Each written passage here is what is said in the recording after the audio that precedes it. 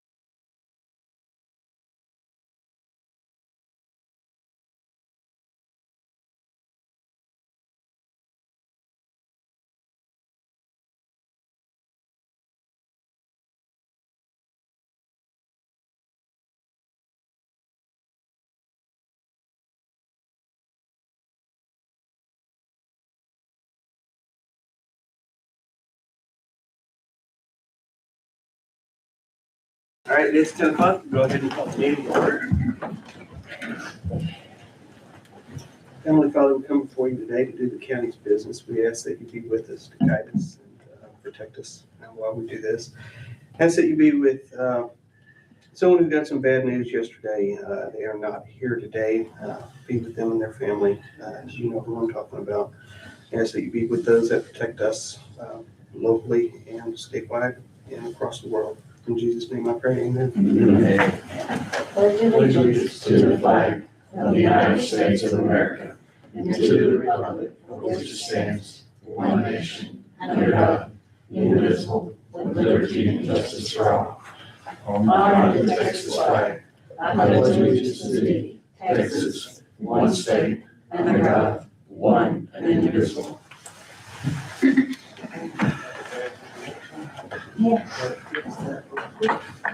While the judge is doing that, I just want to ask, is there anybody here that doesn't know where to find your birth certificate if you don't have it? Where do you go to get it? Thank you. I've heard it 3 times today from certain people online. Gavin Newsom I don't even know where my birth certificate is or how to find one. Oh my gosh. Bernie Sanders. Consider. I don't know where to get a birth certificate. These are people. Really? Are you sure they have one? No, I'm ready to run them out of the country. They might be patched. That's what I'm thinking. Cabbage Patch. Boy, that's a talking point. Wow. Okay, at this time, any person with business before the court not scheduled on the agenda may speak to the court. No formal action can be taken on these items at this meeting. Each speaker will be limited to 3 minutes.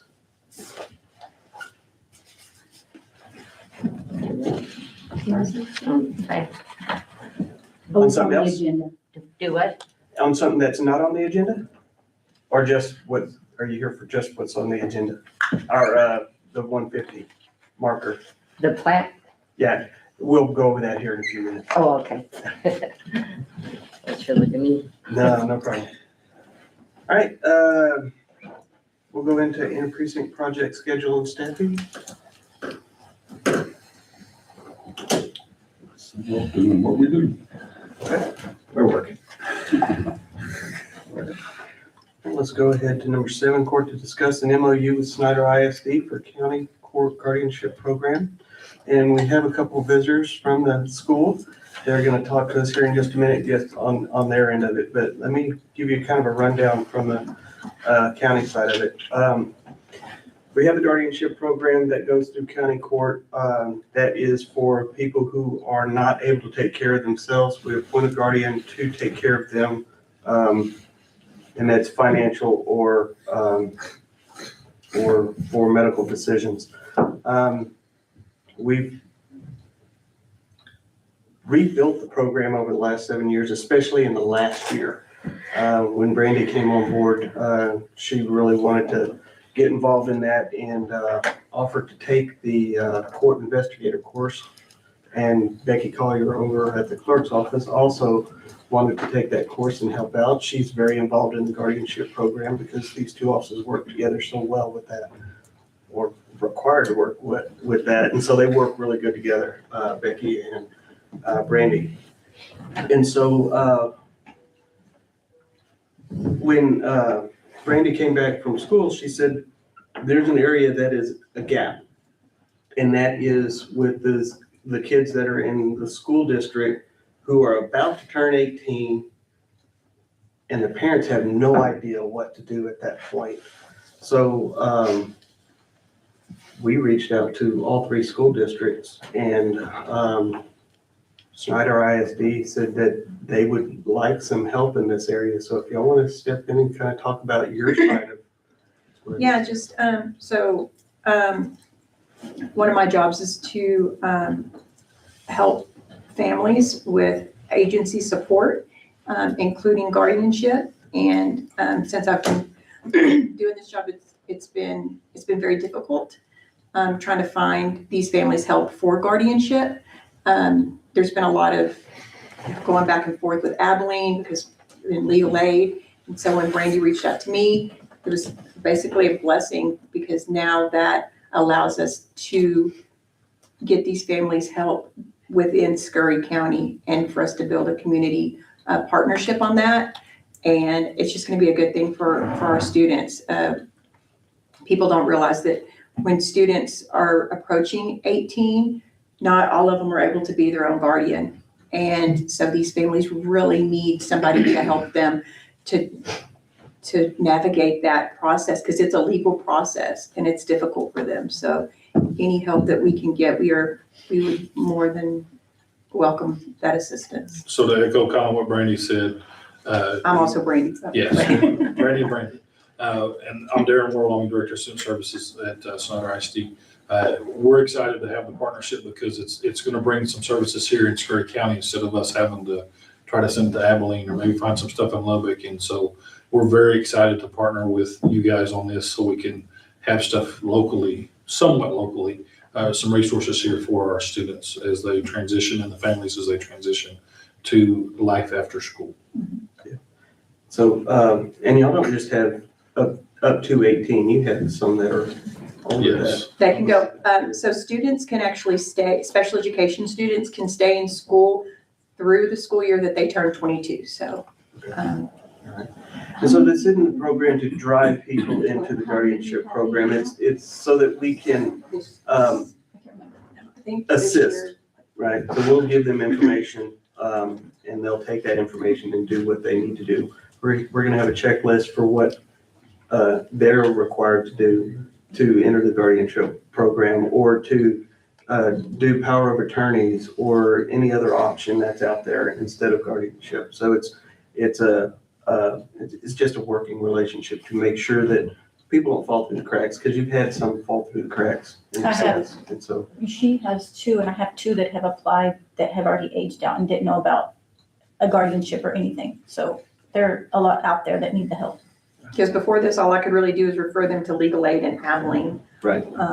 And that usually doesn't really go anywhere. And so now that there's somebody local that can work with them. And Brady's put together a list of all of the resources that we have here in Scurry County. And that's one other thing that we're gonna provide to them is all the different resources. So, what we're asking for today, unless there's questions, is memorandum of understanding between Scurry County and Snyder ISD, just that we're gonna be working together. All in favor? Thank you. Thank you. Thank y'all for being here. Absolutely. and Thank you, guys. explaining. We're excited. Appreciate you very much. I'm excited for this. And y'all don't have to stay if you don't. Okay.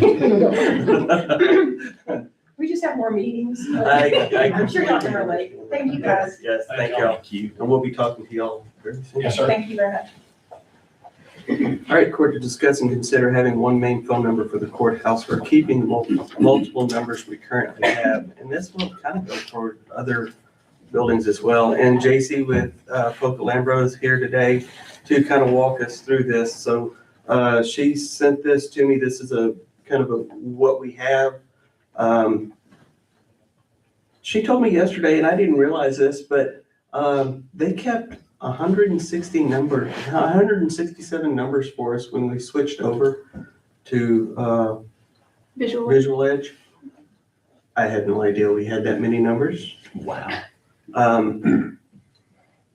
We have 37 numbers and 17 fax lines and then 17 internet connections, but there's 37 and 17, that's 52 or 54 numbers that we actually have that are for individual offices and for fax lines. JC told me that we could do something a little different and have one number for the courthouse or for those that have multiple lines. That's us, the annex, probation. Senior Center has 3 numbers. Parks Department, and Parks Department and elections are 2 different ones, so I would probably, I don't know if we'd want to keep that separate or not, but it's $40 per number. Is that I correct? think after taxes and fees, they come out to be about 50 or 60 Okay. a number. I was redoing the math after I emailed you this morning, but Okay, yeah, 50 or 60 a line. okay. So if we went with 14 numbers, and that's 1 number per location, correct? And then the 17 fax lines, which we need the fax lines, Mhm. and then the internet connections to all of those. You're looking at $3,600 or $43,000 a year. If you do the 54 numbers, and my number's going to be off here because that was based on $40, it'd be $54,000 a year or $4,500 a month. And then if we keep all of the numbers, the 167, which I personally don't think we need to do that, it's over 9,000 or 108,000 a year. So I did a bit of a poll to see, and I think most people wouldn't mind. There are some that want to keep their own numbers, but I don't think most people would mind. 1 number to the courthouse, and you want to explain how that would be? Yes, so I think what Visual Edge had done is there's a bunch of numbers that they assigned to the phone sets, but that weren't published. So you would call into a number that you thought you had, which was the 54 you provided me. And then when you call out from that number, it's a different number. It's something they had assigned to that physical phone set. So that's why there was 167. When I got that list, we were getting it ready to port. But if you were to go with one number per location, what we would do is we would set up what's called an auto attendant. And so when someone calls into the courthouse, it's going to say, thank you for calling Scurry County Courthouse. For the county judge, press 1. And then we just go through every department you have here and say, for this department, press 2, 3, 4. And if you have 16 departments here, there'd be 16 options. And now not everybody wants to sit and listen to 16 options. So if you know it, we would let you dial in, press 1, 2, 3, 4, whatever. Do that for every location that you have, and that would save you the $50, $60 and phone number at each location, and you just have one. So if there were some that needed to keep more than one, we could do that. And if there were some that, like the courthouse, if they just wanted to have one number here, we could do that as well. We can mix and match as you see fit, but it was an option I thought y'all would want to consider.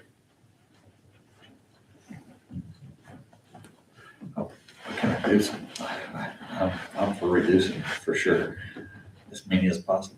We spend so much time answering and sending phone calls to the tax office, sending phone calls to the district clerk's office, sending phone, Do y'all get a lot of spam calls as well? Oh my Do y'all get a lot of goodness, spam calls? We do. Okay, this is gonna cut down on that because robo calls can't press 1, 2, 3, 4. Exactly. So they're just hang up on you. Interesting.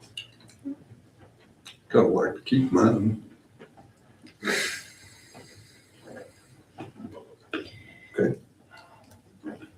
And anybody who, like, we choose one number for the courthouse, you could, on your website, put, this is the number, press 3. Right. Mhm. And then that way, I mean, they don't have to sit through the 16 options or whatever it is. Most people call me on my cell phone or text me or email me that aren't spam. I get spam calls on that thing too. My office gets lots of calls that Yeah. I get elderly people calling for meal delivery.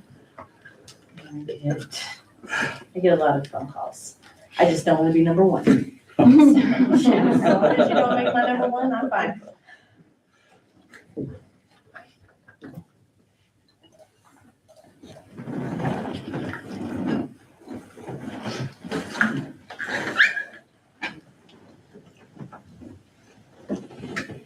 Do you know if, so I went by the senior annex in there. I was talking to the,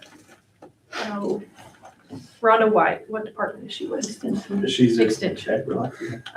She needed an extra phone set in there, and then the kitchen in the senior center needed another phone. Do y'all want to purchase the phones outright, or do you want to do a lease on them? That's another thing I forgot to tell you. How much is a lease on a phone? I think the most expensive they go up to is like $9.50 for a lease. Per month? And the total cost for the phone? Depending on which set you get, they were wanting cordless phones. I think they're anywhere from 160 to 200. It just depends on. Sounds to me like it'd be better to buy a phone.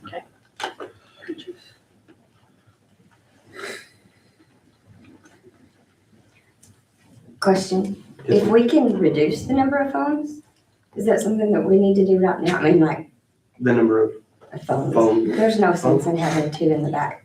Oh, you could just unplug one and, Yeah, I didn't want to be paying for anything extra. No, You know what we- I'm saying? If we could save some money. yeah, we actually own all the phones. Okay. So you could just unplug it and, okay. And part of that monthly total is a maintenance fee. So if anything does happen to the phones that y'all currently own, we come in and replace them and swap them out as needed. So I like the idea of the automated answering. And then the question is, for one location or all locations that have multiple lines? I know at the youth center, we have multiple lines that we do not need, but I know that an automated service wouldn't be ideal because that's how parents pick up. So they Sure. call our number for a pickup and then I don't know how patient they'll be. Yeah, I think yours would just be just straight to you. But we do have so when I call out, I had to actually change my number to make it show 3344 because my actual number is 8525, but it shows up as spam when I call people. Spam likely, like I'll call my cell phone and it'll say spam likely. So I went into Elevate and made it say 3344 when I call out so people would know that it was the youth center. So our calls show spam Is when that we gonna call be out. an That's what extension issue? Ours do too? Yeah, it shows spam when if I was to call like your cell phone, it'll tell you that it's a spam call. So does the library.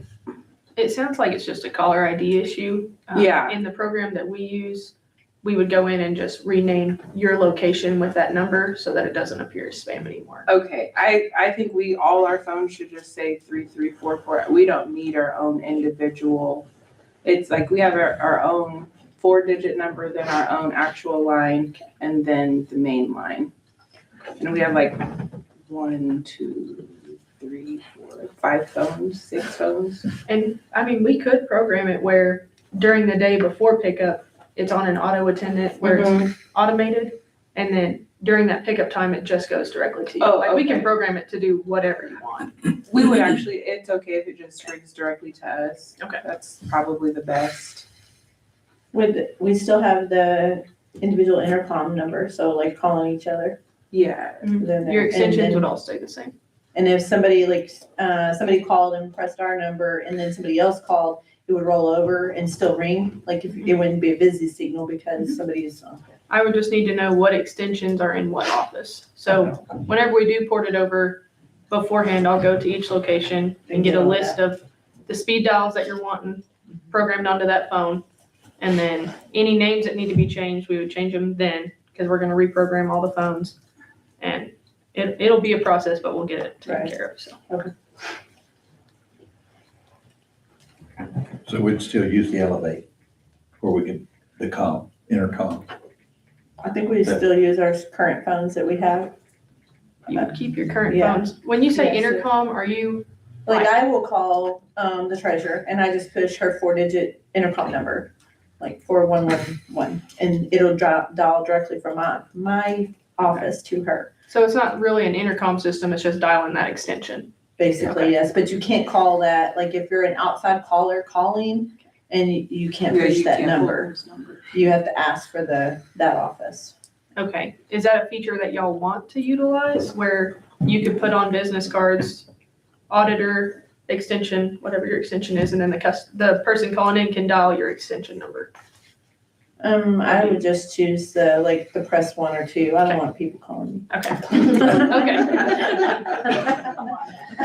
So Having that phone calls. she's talking about dialing that for intercom. There is actually an app, Elevate, that you go in and the whole list for everybody in the county is there and you can click on that name and it calls them, or you can search that name in that list and I can call the Armory or call the youth center or whatever, just by clicking on the names of the people there. Or Is that a feature with Visual Edge that y'all had? I use the app as well. I use the app. I never use that. It's I never called use it. Elevate. I don't know, I it's can't just hooked remember up to the all the phone. I can show you later. So that's that Sembus app that you're wanting us to look Vision at? Call. When I mentioned the phone app that we have? Yeah, kinda, I think. But let me show you later Okay. what that is. You have the Elevate app? Brandy does, I don't. Okay. I haven't used it. I use it, I love it. I used I to love it until too. I kind of look at it every once in a while.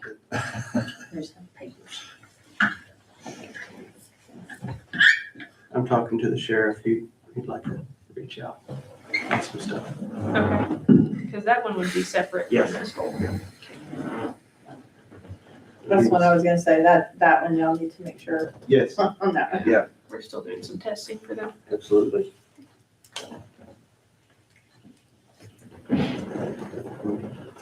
So what would y'all like to do? I think we could use as many phones as possible. And I hope we can still, I hope we find that we can still use the Elevate app. That's the only reason I want a phone in my office. Because like I said, people that really want to get a hold of me call my cell phone, they text me or they email me.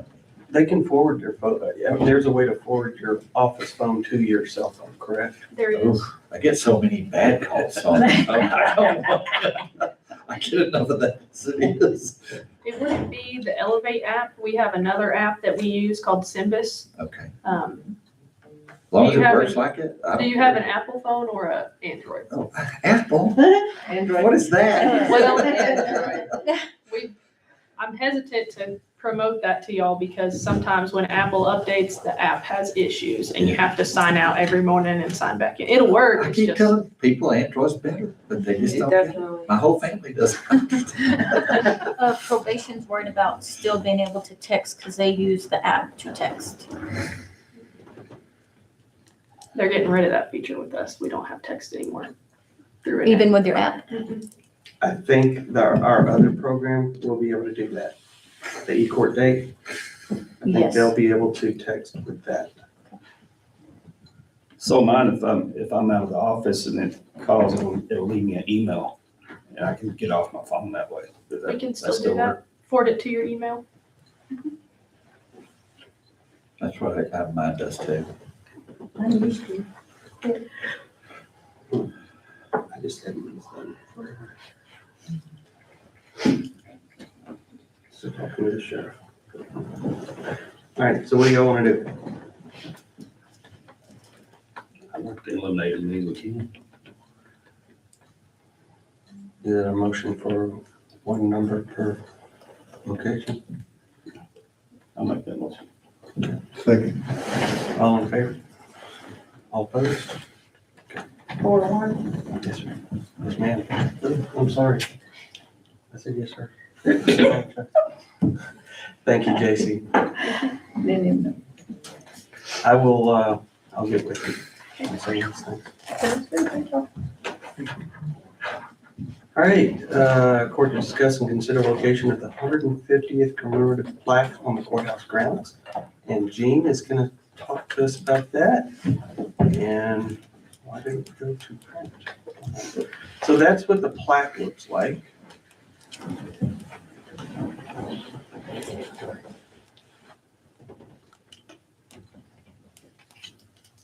When it says leatherite, that, What?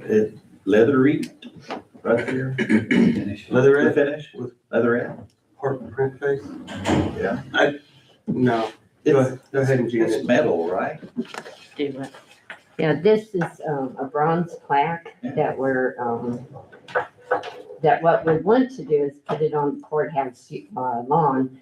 This will celebrate the 150th anniversary, which would be August 21st of this year. And then what we'll do is we selected a rock that it'll be placed on. This is at the Oh, wow. golf course right now. This is actually from a ranch in Scurry County. And what we'd like is to attach that plaque to that rock and put it here on the courthouse lawn. And we'd like your input where, one, if you all let us do that, and then second, where you would like it placed. You wanna get with maintenance because you cover up the. Yeah, we looked at where the irrigation is and, so there's a couple of places they looked at, one right under this tree. And if we can go out there and look if you'd like, but that pecan tree there, that's right in front of it, right? Yeah, it's kind of right in front on that side. Yeah. The other side is kind of in the, Right in the middle between the trees. of the grass on the other side, because irrigation goes around that whole area. There's not irrigation in the middle of that. The other side over there on the west side, irrigation goes right through the middle of that. So, but that is the design that they came up with. It's bronze, it's not a material. Okay, I don't think so. Yeah, I guess and, just raised letters. Yes. They're saying leathery. yeah. Red. And the reason that it doesn't have commissioners and judge for 1876 is because we didn't have commissioner and judge until 1884. Right. In 8 years from now, you could have one with both. But they didn't organize until 8 years later than when we We were part of Bexar County, right? I'm sorry? We were part of Bexar County. That's what it says on the plaque right out here. Yeah. Yeah. And then in Which is, Yeah, and then in 1876, we were under Mitchell County until Okay, 1884. that's amazing. So before 1876, we were part of it. But that's the one that the Historical Commission chose, and they would like to place it on the grounds. Is there any opposition to either location that they choose? Do you, I don't know. is there a preference on location? Well, since they're doing the plaque, it's been decided. Wherever they want, it's fine with me, as long as it doesn't get over the top of the line, the water line or a sprinkler. Or if a sprinkler sprays on it, it's not gonna be very pretty. It's gonna cause it to have a whitish substance with water spraying on it. It's a valid point. It could tarnish because it's older, which it's gonna be outside anyway, so. But you're talking about the white from the, With the water. From the water, absolutely. that is something to think about. Do it. That is something to think about. But is that a consensus to allow the Historical Commission to decide where they want to put it? That's fine. I think they want to decide. So take that as a motion. You bet. Second. All in favor? All All right. right, thank you, guys. Thank you. All right, consider various vehicles to be sold for scrap. We have a few that have been traded and, or we have new vehicles purchased, I should say that. The vehicles They've weren't been traded. disposed. Some of them have been disposed for a few years Yes. and they have no value. So they're asking to salvage them. I'm okay with it. Your motion? Second. All in favor?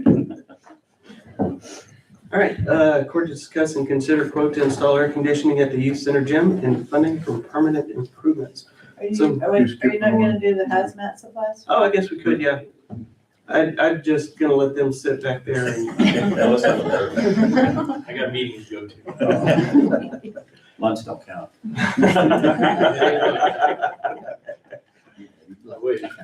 It's easy. I guess so, to make him blush. Yeah. All right, court to discuss. Court to discuss and consider city-county hazmat supplies use agreement. So this would be us purchasing hazmat supplies, these suits for firefighters to wear. We have emergency management funds. That's what this would be, would come from. And that's what it would be used for, because every time we have a spill like we did at the water plant with the gases that were coming out, they would be able to, well, I'll let you take over, Nathan. We just recently have 6 hazmat techs that got certified. And so we realized when we were at the water plant, we brought in Abilene hazmat team and we didn't have the equipment to do what we needed to do. So I've got some quotes for that exact setup, what we use there. It's around 9,000-ish for hazmat suits, everything we needed for that kind of response. And so we were talking about it, and emergency management funds we'd like to use to be able to purchase those due to not having the city budget funds right now. And so we'd be able to use these in the city and the county. So that's kind of where the agreement came up, that we could work together as both. So like a train derailment outside the Right. city limits or something? Yes, sir. Be able to use it. I meant to ask you this sooner. If you'd had these suits, would we have had to call Abilene to come and? Well, we didn't have the guys certified as techs at that time. Sure, but if we had the suits and the guys Yes, we certified. could now that we have the techs that are certified. But this covers more than suits, right?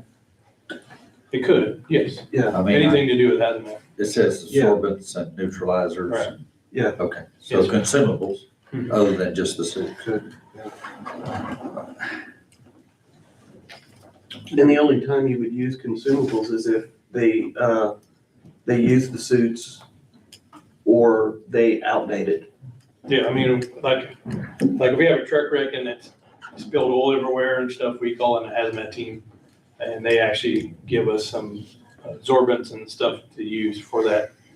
And so we have some of that already in stock that we aren't having to purchase. They're donating it to us. Gotcha. So some of those we don't have to worry about. This would be more like the suits, the level A suits, which are high dollar, they're not cheap. And so level B suits, different stuff like that. So it wouldn't be just everyday consumables, but. it'd be So these more- suits, do they need to be inspected to be have to sure be tested ever by so us. often that they are still viable for the job? Can y'all still test them? Well, I got where to like once we enter into a Snyder, Scurry County hazmat agreement for supply. second. All in favor? I want to thank y'all for the response for the grass fryer the day and the week. I appreciate that. It's very, very helpful. It helped us from having a 1,000-acre fire instead of a 29. So we appreciate it. Well, thank y'all for being here. But y'all gotta stay. Everybody else can leave. Not lunchtime. Bye, y'all. All right, now we'll move on to consider quote to install air conditioning at Youth Center Gym and funding for permanent improvements. So in our last meeting, we discussed getting the electricity installed to the building by Encore at a cost of about $10,000. I'm waiting on a quote from Kiker Electric on doing the electrical from the AC to the pole. But the quote has gone up substantially in the last couple of years, and it's about to go up again in March. I think he said another 3%. So the original quote, like I said, we've been looking at this for a couple of years and trying to find alternative funding, correct, Heather? Yes. And have not been able to find alternative funding. How hot does it get in that gym during the summer? I mean, literally unhealthy. I couldn't even give you an exact number, but we have kids that have to go home. We have people that throw up. We have staff that throw up. I mean, I mean, even in the evening when we do a game, it's so hot that we've had families donate giant fans. It's unbearable. They had a wrestling event in there during the summer one time, and they had the big fans, and that it was still ridiculously hot. And it's in the evening. And my grandson, I mean, he's one of many kids that go there, but he comes out when I pick him up, he is Red. drenched in red. Right. And I'm just, as a grandparent, I'm like, that's not healthy. No, it's actually very dangerous. Sometimes we have to shut the gym down in the afternoon, which becomes an issue because now we have 80 kids that are displaced in the biggest part of the building. So how we separate our kids is by color and age. So now we have older kids with little kids in a small space. So what do we do?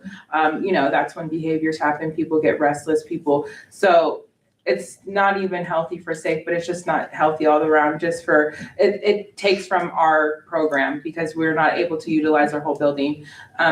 I'm not kidding when I say I don't even make the staff sometimes. I mean, we get 5-gallon things of water. We do Safety Plus donated like this quench thirst for us years. I mean, we still have it. I mean, it's unbearable. We've had parents complain saying that like heat exhaustion, they've taken kids to the hospital after leaving just because, I mean, the kids are playing hard. I mean, They also have basketball games in there and volleyball games for Yes. the things where they do signups for. Right. And it's also hot in there during that time period, and there is nowhere other place for them to have that. no, and there's no, like even with the fans, every corner of the gym will have a big fan to try to circulate. We'll have the big gym door open, pulling that cold air out from outside with that. It does not circulate. It's not able to, especially with all those bodies in there. You smell nothing but must and heat. So in the last couple of years, it's $32,000 before, it's now $50,715. Because this is a permanent improvement to the building, I believe it should come from permanent improvements. Judge, I make a motion that we install air conditioning, and when you get the quote from Cocker, that they let you determine if that's, you want to use them to get from the air conditioner to the pole. You need the authority to sign as well. Is there a contract? There's not a contract, no, sir. Second. All in favor? Thank you. This has been a long Thank time you, coming for yes. them. Thank you. Absolutely.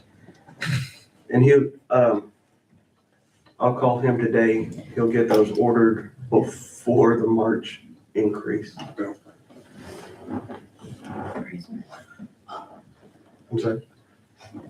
Just wait a minute. Tech updated appraisal is all. That, I forgot to, I don't know, did I email that to everybody? I don't know if you emailed it to everybody, but I've got it right here. Okay, because I forgot to, I've been very busy. Can't imagine. They did go through, they only come like once every 10 years or so. And they come through and they actually do an updated appraisal on all of the buildings and, that the county owns. They included the, what is it, Heritage Village, is that what it's called? Mhm. They included that on it this time. This one was the first time that had been included. And they also included it as historical. So the updated values are, yes, I did send that because I remember explaining the last columns. The updated values you can see obviously have gone up a lot due to like if we were to replace something, it's gonna cost a whole lot more now to replace it than it did when it was first evaluated over 10 years ago. So that is the new appraisal, and then our building insurance will be based off of those appraisals. So as you can see, those went up. So 90% chance that our property insurance will also go up, but it didn't go up that much for this year, so. And the new AMS building is not on there, but it's already been added. It just wasn't added about when they sent that out. So the LEC went from 1.5 million to 20 million. Wow. And I think when they did it, the LEC wasn't it Right. wasn't, I don't know if it was, maybe it was even before 10 years ago, because maybe it was just the LEC starting out Right. when they started building it. I wasn't here when they first did the first appraisal.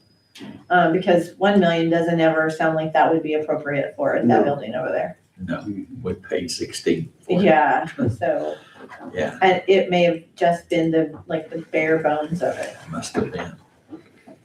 Well, the North Airplane Hangar, 62.7, it's now $1 million. But we were insured even though it's appraised on there, we Yeah. still had a full insurance, insurance on so, yeah, we would have been covered. We would have had to pay our deductible, but TAC would have been not happy for that, but we would have been covered. The pool building built in 2010, 16,200, it's 283 now. What is it? And Armory, they sent a person physically out to check all of those, so Todd got to take them around to everything. we'll look at the armory, 395,000, it's now 2.5 million.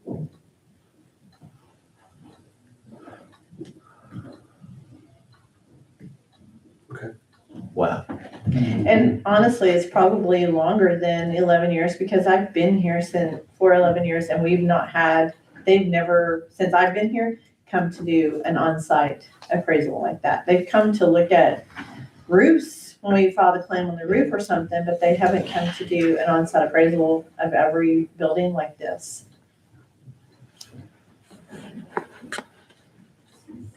And this is not anything we need to vote on, it's just information. Right. Before you go on, then I'll amend my motion on the youth center, that the funding come from permanent improvements to pay for it. Okay, thank you. Everybody agree? Okay.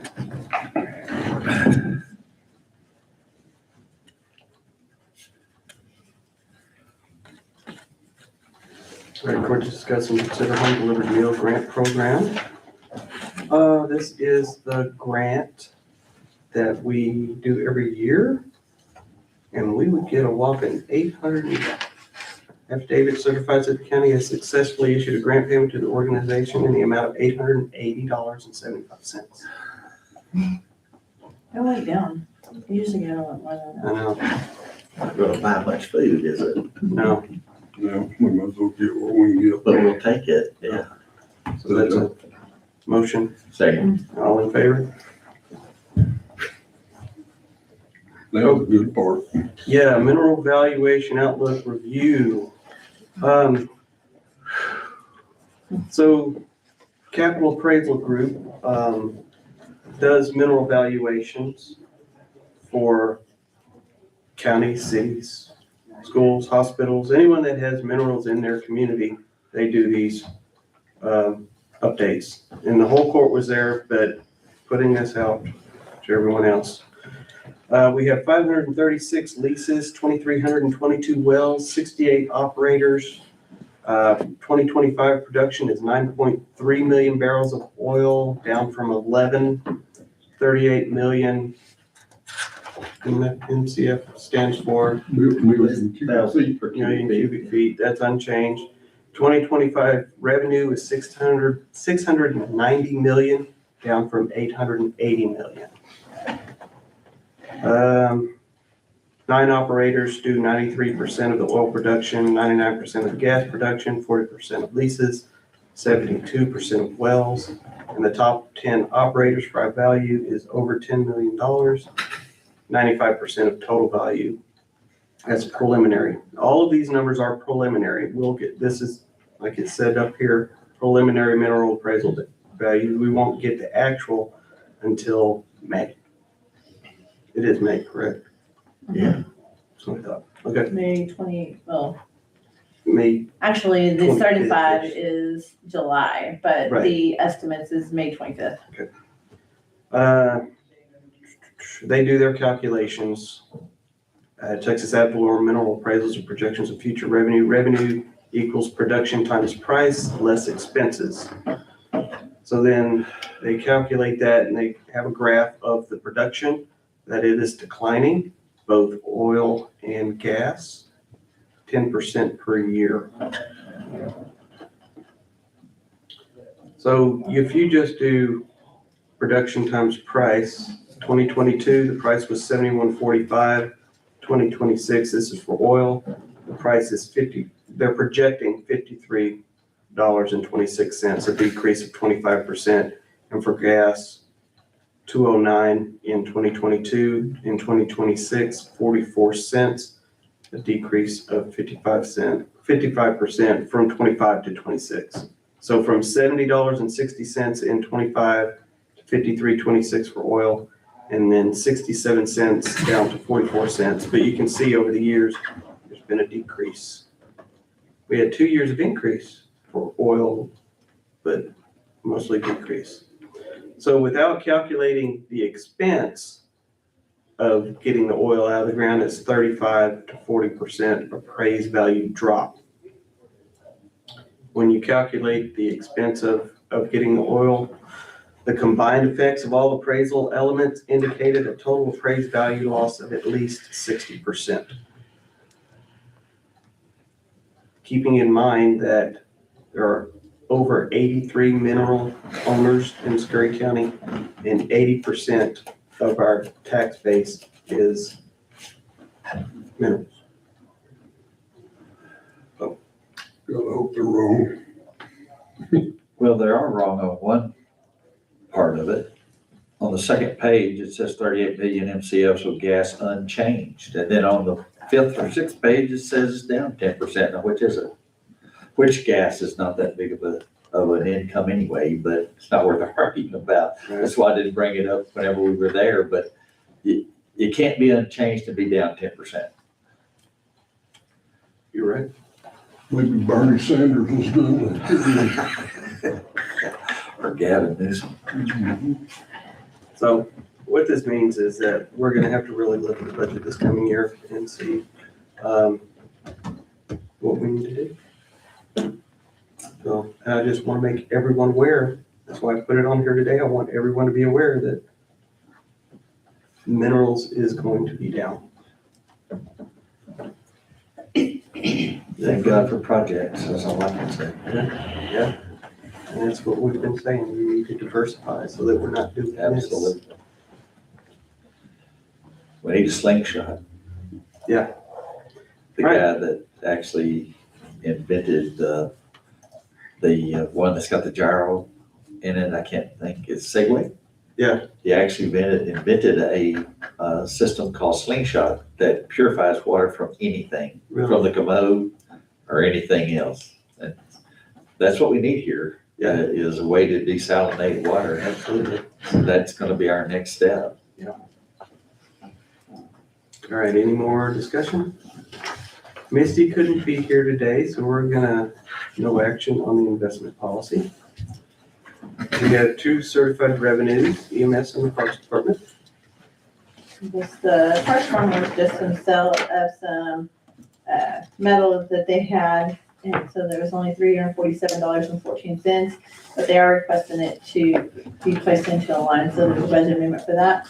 The other one is for EMS. This is their insurance on the 2340 Explorer. They had an insurance claim on, so this is what taxed it for $1,555.20. There will be a budget amendment placing that once I know what line he is doing that to, but it's not today. I make the motion, we certify the revenue as presented. Second. All in favor? We better do that, huh? Line item transfers and budget amendments. There are 2 line item transfers. First one is precinct 2 capital outlay, $24,400 out of fuel and oil to purchase scrub room for seal coating roads. And then EMS, buildings grounds maintenance, $2,850 out of auto expense to cover the expenses for new building for plumbing work that wasn't included in the bill. And then can I go on to budget amendments? Yes, ma'am. There's 2 budget amendments. The one that we just certified for parks into pool supplies for $347.14, and then also parks into equipment 50,000 plus for 20,000. This is placed in, wait, we didn't do the budget amendment, it was supposed to. So this is placed in that 20,000 that we certified in December from the Snyder ISDs to pay for the netting that we've already paid for. But this is the actual budget amendment placing that into the line.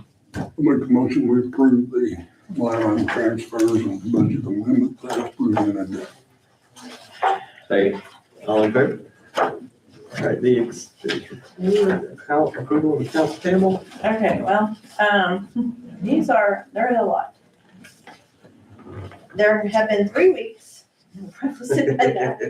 since we have done payables, and there was a payroll with the insurance included, and there was 6 lease payments for motor graders. So the payables. Don't be shocked is what you're saying. Exactly, $3,039,883.09. Pay the bills. All in favor? And our next one, we will probably have the last of the EMS building. And we have good news to report on that.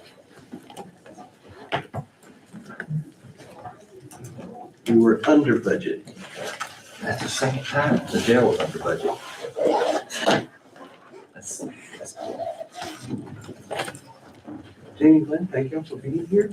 Appreciate y'all. Everything you do, and I guess Yes, I got it. wherever y'all decide. Right there, so I put those. I need to get a piece of gum, stick it on there. Yes, we're gonna go into executive session, so everybody else We can leave. can leave. Thank you. Kyle, you are first. Okay, thank you, Ken.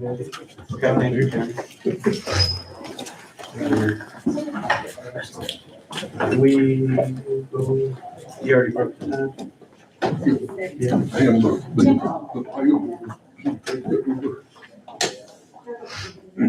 Hey, you got at least another 15 minutes.